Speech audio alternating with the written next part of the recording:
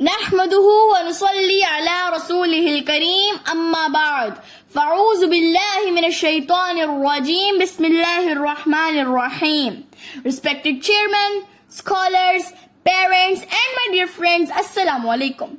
Today my topic of the speech is Milad-un-Nabi.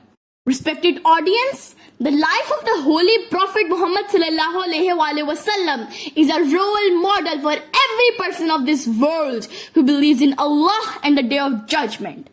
ما كان محمد آبا أحد من رجالكم ولكن رسول الله وخاتم النبيين وكان الله بكل شيء عليما.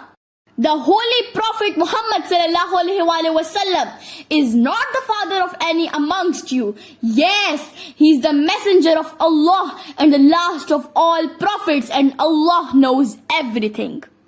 My dear fellows, when we talk of human rights, when we talk of equality, when we talk of no discrimination of sex, when we talk of human dignity, rule of law, humanity, when we talk of pluralism in the society, when we talk of humanistic social behavior, it is not shocking to us.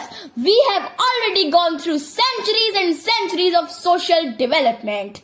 But my friends, keep in mind that when I am telling you this, I am talking about somebody who lives 1500 years back in society when there was no concept of humanistic value, and all these values our beloved Holy Prophet taught us, which we are practicing now. But he taught and practiced these values 15 centuries before. My dear audience, our beloved Prophet ﷺ said, I leave behind me two things, the Quran and my Sunnah.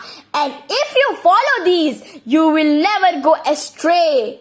Our last Prophet ﷺ life explains every aspect of life by emphasizing on education. He said, education is not only the right, but the duty of every Muslim male or female. My dear friends, how can I stop explaining my love for our last Prophet ﷺ?